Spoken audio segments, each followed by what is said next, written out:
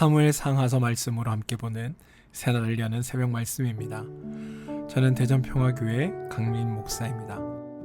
오늘 우리가 함께 나눌 말씀은 사무엘 하 20장 22절 말씀입니다. 이에 여인이 그의 지혜를 가지고 모든 백성에게 나아가매 그들이 비그리의 아들 세바의 머리를 베어 요압에게 던지니라. 이에 요압이 나팔을 불매 무리가 흩어져 성읍에서 물러나 각기 장막으로 돌아가고 요압은 예루살렘으로 돌아와 왕에게 나아가니라. 사무엘하 20장 22절 말씀입니다. 말씀은 사무엘하 20장 22절만 읽었지만 말씀 범위는 사무엘하 20장 전체입니다. 그런 시간 되실 때 20장 말씀 전체를 읽어봐 주시길 부탁드립니다. 사무엘하 20장의 배경은 다윗의 왕정 후반기입니다. 다윗이 나이가 들어 왕에서 물러날 때가 되자 왕정 후반기에 자꾸 반란이 발생합니다. 왜 자꾸 반란이 발생할까요? 단순히 다윗의 레임덕 때문일까요? 사무엘하 20장에서 발생하는 반란의 주동자는 세바입니다. 지지자들은 이스라엘의 10부족입니다. 세바와 이스라엘 족속들이 반란을 일으키는 이유는 1절에서 확인할 수 있는데요. 마침 거기에 불량배 하나가 있으니 그의 이름은 세바인데 베냐민 사람 비그리의 아들이었더라. 그가 나팔을 불며 이르되 우리는 다윗과 난을 분깃이 없으며 이새의 아들에게서 받을 유산이 우리에게는 없도다.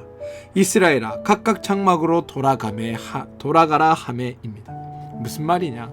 반란의 이유가 다윗과 나눌 분깃이 없고 받을 유산이 없기 때문이다라는 겁니다. 세바와 반역에 동참한 이스라엘 사람들이 이 분깃과 유산에 집착하는 이유는 자기들이 살아가는데 어떻게든 조금 더 행복해지려면 자신들의 목, 자신들의 분깃, 자신들의 유업, 자신들의 할당이 많아져야 한다라고 생각하기 때문입니다. 누구를 왕으로 생각하며 어떤 지도체제를 만드느냐 이것이 중요한 것이 아니라 누구를 왕으로 세우든지 간에 그것이 나에게 유익이 될 것인가, 어떤 지도자가 나의 행복에 보탬을 줄 수 있을 것인가, 이게 사람들의 관심의 대상이었다라는 겁니다. 그리고 사람들이 판단하기에 더 이상 다윗에게 나에게 유익되는 것을 얻을 수 없다라고 생각했기에 반란이 일어나는 겁니다. 사실 세바의 요구는 지극히 정상적입니다. 자신의 분깃과 유산을 받으려는 요구는 나쁜 것이 아닙니다. 속물 같은 인간들은 자신의 행복을 위해 살고 성인 같은 사람들은 타인의 행복을 위해 사는 것처럼 설명한다면 그것 또한 사실 자기 기만이고 죄의 또 다른 교묘한 자기 자랑에 불과합니다. 우리는 누구나 자신의 행복을 위해 삽니다. 우리가 행복하게 살고 싶어하는 것은 욕망이 아니며 나쁜 것이 아니고 잘못도 아닙니다. 그런데 중요한 건 어떻게 해야 행복을 누릴 수 있느냐라는 겁니다.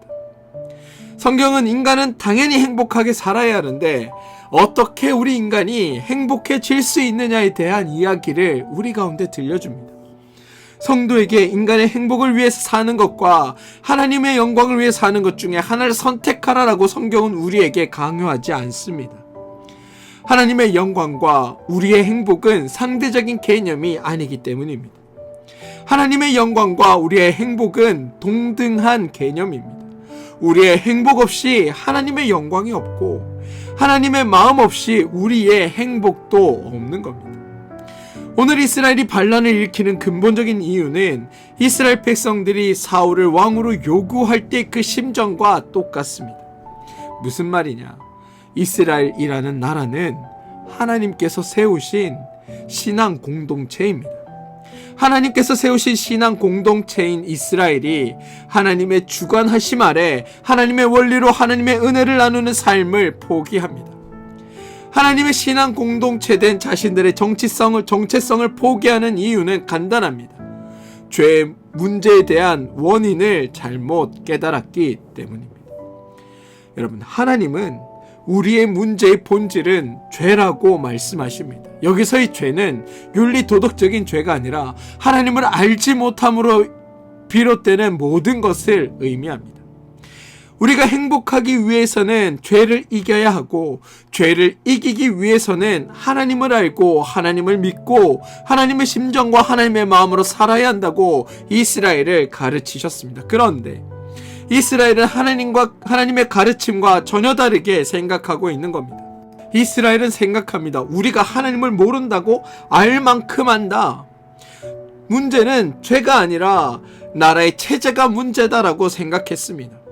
주변에 있는 이방 나라들처럼 우리가 왕정이 되지 않으니까 나라가 불안정하고, 그 결과 우리가 불행하다라고 판단하고 하나님께 왕을 달라고 요구했습니다. 백성들의 요구대로 사울이 왕이 되었고, 왕위에서 잠시 동안 나라가 안정되고 살만했습니다. 하지만 자신들의 왕 사울이 미쳐버렸습니다. 이스라엘은 이제 왕을 바꾸어 보자 라고 생각합니다.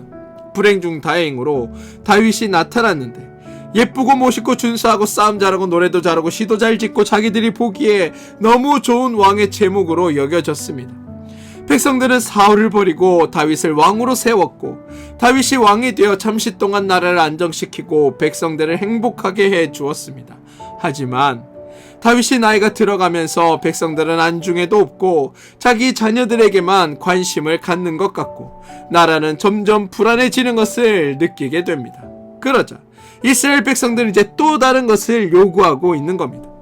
다윗 왕 대신에 새로운 왕, 새로운 지도자, 새로운 리더가 나와 자신들의 분깃을 주고 유산을 주어야 한다라고 생각하고 있다는 겁니다.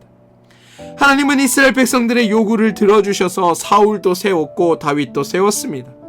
하지만 백성들이 왕을 요구한 것과 하나님이 왕을 세운 이유는 전혀 달랐습니다.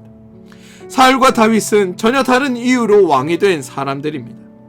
하나님이 사울을 세운 이유는 백성들로 하여금 왕정이란 제도 또는 능력 있어 보이는 사람으로 너희가 가지고 있는 그 근본적인 문제를 해결할 수 없다라는 것을 보여주기 위함이었습니다. 하나님이 다윗을 세우신 이유는 백성들로 하여금 하나님이 세우시고 도우시면 어떠한 문제도 해결될 수 있다라는 것을 보여주기 위해 다윗을 세우셨습니다. 그런데 안타깝게도 이스라엘 백성들은 하나님이 사울을 세우신 이유와 다윗을 세우신 이유의 차이점을 아무것도 구별해내지 못했습니다. 백성들은 사울이어도 되고 다윗이어도 되고 그 누가 왕이 되어도 된다.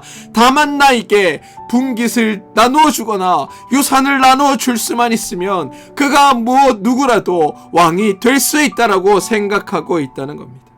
그래서 압살롬이 왕이 되어도 된다고 생각하고 반역에 동참하고, 오늘 또 세바가 왕이 되어도 된다라고 생각해서 세바의 반역에 동참합니다. 새로운 사람이 와서 자신들을 더 나아질 수 있게 해줄 수 있다면 누구라도 좋다. 이게 인간의 방식이라는 겁니다. 그런데 여러분, 이러한 요구는 앞뒤가 맞지 않습니다. 사람들은 자신들이 필요할 경우 왕을 세워달라고 합니다. 왕이 힘이 있어야 한다고 주장합니다. 왕의 통치력을 발휘하고 혼란이 일어나면 공권력을 동원해서라도 일사불란하게 진압하고 나라를 안정시켜야 되기 때문에 힘이 있어야 한다라고 말합니다. 하지만 왕이 정작 힘을 쓰면 독재라고 반대하고, 왕은 백성을 두려워할 줄 알아야 한다라고 말합니다. 사람들은 왕이 나의 적을 향해 힘을 발휘하고 나를 위해서는 오직 섬김과 봉사의 마음을 가지기를 기대한다는 겁니다. 하지만 내가 왕을 통해 무엇인가 이익을 받기 원하면 왕도 백성을 통해 이익을 받기 원한다는 것을 알아야 합니다. 하지만 죄인은 절대로 손해보지 않고 양보하지 않습니다. 죄인들에게 기대할 수 없는 것을 기대하는 것, 그게 바로 죄인들의 어리석음이고 한계인 것입니다. 오늘 이스라엘 백성들이 처해 있는 상황이 바로 그렇습니다. 그런데 이런 말도 안 되는 요구를 실제로 들어주신 분이 계십니다. 바로 하나님입니다. 하나님이 이스라엘 백성들 가운데 지도자를 세울 땐 언제나 지도자의 역할은 백성을 섬기는 역할이었습니다. 하나님이 다윗을 왕으로 세울 때도 백성들이 요구한 내용을 모두 들어주시는 분이 하나님이셨습니다. 하나님이 이스라엘 위에 왕을 세우실 때 왕은 통치자나 지배자가 아닙니다. 하나님이 세우시는 왕은 아내를 많이 두지 말아야 하고 은금을 많이 갖지 말아야 하고 말을 많이 두지 말아야 한다라고 말씀하셨습니다. 무슨 말이냐? 왕임에도 불구하고 절대로 백성 앞에 교만해지지 말라라고 강조하셨다는 겁니다. 백성들이 이상적인 왕을 요구할 때 하나님은 실제로 그런 왕을 세워주셨던 겁니다. 물론 왕으로 세움받은 사람은 오직 섬기기만 할 뿐 아무런 유익이 없는가? 그것은 아닙니다. 하나님이 세우신 사람이 맡은 바 자신의 역할을 감당하면 절대로 손해보거나 피해보지 않도록 하나님이 그 사람에게 은혜를 주시고 그 역할을 잘 감당할 수 있도록 동행하시고 가르치시고 역사하시고 후원하십니다.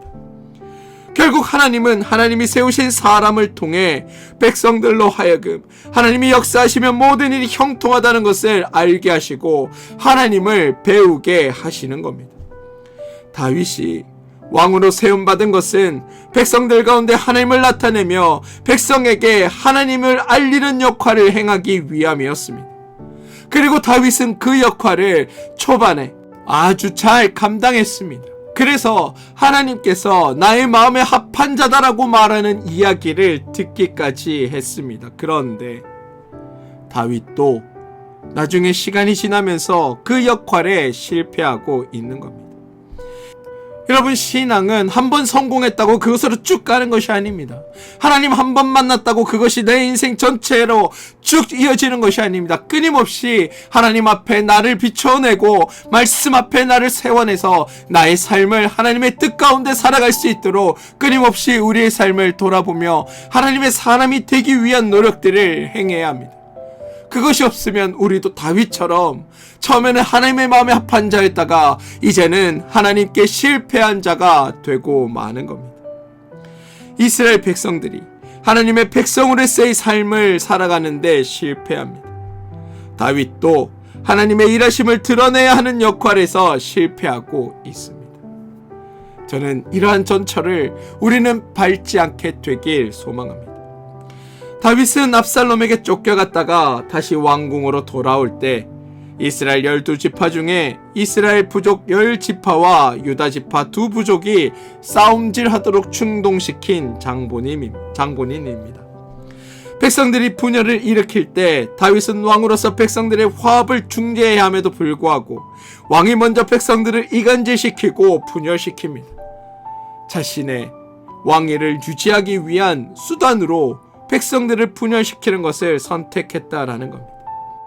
그리고 이러한 다윗의 행동의 결과가 바로 오늘 20장의 세바의 반역으로 나타나는 겁니다. 여러분, 지금 성경은 우리에게 이스라엘의 실패와 다윗의 실패 모두를 보여주고 있습니다. 성경은 세바는 반역자로 징계하고 다윗은 성군으로 칭송하는 게 아닙니다. 구약 성경을 보면 확인할 수 있는 것은 죄가 얼마나 뿌리 깊으며 인간은 죄를 이길 수 없다라는 겁니다. 이스라엘만큼 은혜를 받은 민족이 어디 있습니까? 다윗만큼 하나님의 역사를 많이 체험하고 사랑받은 자가 어디 있습니까? 그런데 참으로 많은 은혜를 받은 이스라엘도 실패하고 다윗도 실패하는 장면을 보며 죄가 얼마나 강한 것이며 하나님을 모르는 삶이 얼마나 끔찍한 일인지를 우리는 알게 될 수 있다는 겁니다. 그리고 왜 예수가 오셔야 했는지, 왜 하나님의 은혜가 동원되어야 하는지, 왜 십자가 사건이 일어나야 하는지 깨닫게 되는 겁니다. 다윗은 세바의 세력을 두려워했습니다. 이스라엘의 12개 지파 중에 10개 지파를 동원해서 반역을 일으키니 상당히 위축되었던 것 같습니다.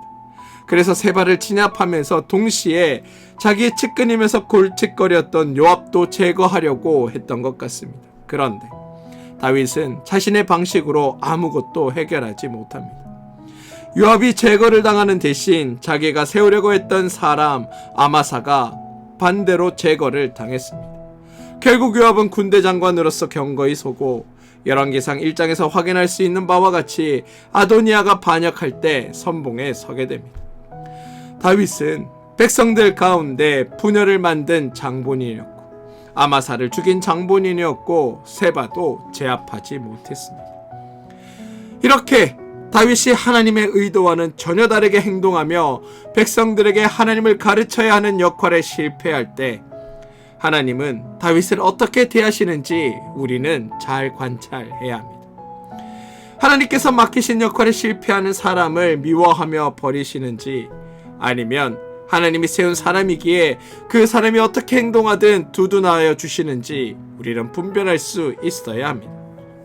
그리고 하나님은 모든 경우를 통해 다윗도 가르치시고 이스라엘도 가르치셔서 백성과 다윗 모두가 하나님을 알게 하는 일을 행하신다라는 것을 우리는 볼 수 있어야 합니다. 여러분 보십시오. 다윗이 자기 골육지친을 자기 후원군, 응원군, 지지 세력으로 세우려고 하는 어리석은 방식을 틀렸다고 깨닫게 하시고, 이스라엘 백성들에게는 왕이 이 사람 저 사람으로 바뀌어도 달라질 수 있고 체제가 나아질 수 있을 것이라는 어리석은 기대가 틀렸다라는 것을 가르치시기 위해 하나님이 동원하는 사람이 있습니다. 그게 누구냐? 오늘 우리가 읽은 말씀에 나오는 어떤 이름 없는 여인입니다. 요압이 아마사를 죽입니다. 자기 부하들을 이끌고 세바를 잡으러 가는데 세바가 반마아 아벨성에 들어가 있습니다. 요압의 무리가 성을 통째로 함락시켜버릴 싸움 준비를 합니다. 그때 성중에 어떤 무명의 여인이 요압 만나기를 요청합니다. 사무엘하 20장 19절인데요. 그 무명의 여인이 이렇게 이야기합니다. 나는 이스라엘의 화평하고 충성된 자 중 하나이거늘 당신이 이스라엘 가운데 어머니 같은 성을 멸하고자 하시는도다. 어찌하여 당신이 여호와의 기업을 삼키고자 하시나이까? 이렇게 이야기합니다. 여러분, 이 장면은 매우 우스운 장면입니다. 이름도 모르는 무명의 여인과 다윗을 지키기 위하여 생명을 불사하고 싸우려고 하는 요압 중에 누가 하나님을 위하고 누가 다윗을 위하고 누가 나라를 위하는지 고른다면 당연히 요압일 겁니다. 요압은 장수로서 나라를 위하여 수차례 전쟁을 치렀고 현재도 반역자를 제압하기 위해 출동한 상황입니다. 나라와 민족을 위해 한평생 몸바쳐 충성한 요압 장군이 이름도 알려지지 않은 여인에게서 어찌하여 여호와의 기업을 삼키고자 하시나이까? 라는 말을 듣고 있다는 겁니다. 여인과 요압이 대화를 통해 사실을 확인하고 여인이 성중에 있는 사람들을 지혜롭게 설득해서 세바를 내어주어서 죽게 하는 것으로 반란이 진압되고 나라가 평화롭게 됩니다. 여러분, 세바의 반란이 진압되는 장면은 다윗으로서는 대망신입니다. 다윗 자신은 어떻게든 왕권을 유지하기 위해 측근 세력이 있어야 하니까 고륙지친을 측근에 두어서 그들로 하여금 자신의 후원 기반을 든든히 다져야겠다고 생각하고 아미사를 신복 중에 신복으로 두려는 계획을 세웠습니다. 그러나 정작 자신이 두려워하던 세바의 반란을 진입한 사람은 요압도 아니고 아미사도 아니고 자기의 고륙지친인 유다 족속도 아니고 이름 없는 무명의 여인이었다라는 겁니다. 지금 하나님은 이 여인을 통해 다시 한번 다윗과 이스라엘 백성을 가르치고 계십니다. 이스라엘에게 힘이 되고 반석이 되고 산성이 되고 후원자가 되고 지지자가 되는 분은 누구냐? 바로 여호와 하나님이다. 이것을 지금 가르치고 계시다라는 겁니다. 저는 여러분들이 이 사실을 잊지 않으시길 소망합니다. 사람이 아니라 하나님이 우리의 삶의 지지자이시며 우리의 삶을 지키시는 분이시며 우리의 힘 되시고 반석 되시며 우리의 삶의 후원자 되신다는 사실, 그 사실을 저는 여러분들이 고백하게 될 수 있기를 소망합니다. 다윗에게 아마사가 다루기 편하고 고륙지치니까 반역이 일어나지 않고 왕으로서 장수할 수 있을 것 같은 사고방식이 오히려 죄의 방식이고 죄의 원리가 장수끼리의 싸움을 만들어내고 이스라엘 족속 내에서 서로 분쟁을 일으키고 나라를 망하게 만들어내는 것임을 가르치는 것, 이게 하나님의 가르침이라는 것. 사람 중에 누구도 의지할 사람이 없다. 신뢰할 사람이 없다. 사람을 통해서는 행복을 얻을 수 없다. 오직 너희를 지키시는 분은 여호와시며 너희를 붙드시는 분도 너 여호와시고 우리의 모든 삶은 여호와 안에 이루어지며 하나님이 주시는 은혜와 은총이 우리를 복되게 하고 행복하게 한다. 사람이 아니라 하나님이 그 일을 우리 가운데 행하신다. 이 사실을 우리가 깨닫도록 하나님이 역사하고 계시다라는 겁니다. 사랑하는 성도 여러분, 오늘 성경은 다윗과 이스라엘의 실패 앞에 하나님의 가르침이 주어지는 내용으로 전개됩니다. 어떠한 상황에서도, 어떠한 형편에서도 너희가 실패할지라도 하나님은 무명의 사람을 들어 이스라엘과 다윗에게 하나님이 누구인지를 알게 하셨듯 우리의 삶에도 하나님의 가르침과 도우심이 함께 할 거다. 오늘 하나님은 무명의 유언을 통해 다윗과 이스라엘을 가르치셨습니다. 세바의 반란을 진압한 사람은 요압도 아니고 아마사도 아니고 고륙지친인 유다 족속도 아니고 무명의 여인이었습니다. 하나님은 이 여인을 통해 다시 한번 가르치십니다. 이스라엘에게 힘이 되고 반석이 되고 산성이 되고 후원자고 지지자 인부는 오직 하나님 한 분밖에 없다. 그리고 너의 삶을 지키고 이끌고 복주고 은혜 가운데 설게 하는 자도 오직 여호와 한 분밖에 없다. 그러니 하나님을 믿는 너희들은 하나님께로부터 힘을 얻고 하나님께서 함께 하실 때 어떤 상황에서라도 너희 삶을 형통하게 하실 것이며 너희를 평안하게 하시고 풍요롭게 하시고 자유롭게 하실 것을 믿고 더욱 하나님을 붙들고 의지하고 더욱 하나님을 알아가는 자로 살아라. 이게 오늘 말씀을 통해 주시는 하나님의 은혜임을 기억하시고 오늘 이 하루 더욱 하나님을 의지하며 살아가는 여러분들 되시길 주님의 이름으로 축원드립니다. 기도하겠습니다. 주님, 오늘 말씀을 통해 이스라엘에게 힘이 되고 반석이 되고 산성이 되고 후원자고 지지자는 오직 하나님이시다라는 것을 우리 가운데 알려주셨음에 감사드립니다. 사람 중에 어느 누구도 의지할 사람 없고 신뢰할 사람 없습니다. 사람을 통해서는 행복을 얻을 수 없습니다. 오직 하나님이 우리의 삶의 근본 되시며 하나님이 우리의 행복의 시작됨을 우리가 깨닫고 고백하게 하여 주시옵소서. 또한 하나님을 믿는 사람들의 힘의 원동력은 오직 하나님이심을 알게 하시고 어떤 상황에서도 하나님을 의지하고 붙드는 믿음을 우리 가운데 허락하여 주시옵소서. 또한 하나님이 함께 하실 때 그 어느 누구라도 어떠한 상황에서라도 하나님의 역사를 통해 형통케 되며 평안케 되며 풍요롭게 되며 자유롭게 됨을 깨닫게 하시고 더욱 하나님을 알고 하나님의 원리대로 살아 하나님의 은혜를 풍성히 누려가는 우리 모두가 되게 도와주옵소서. 예수님의 이름으로 기도합니다. 아멘.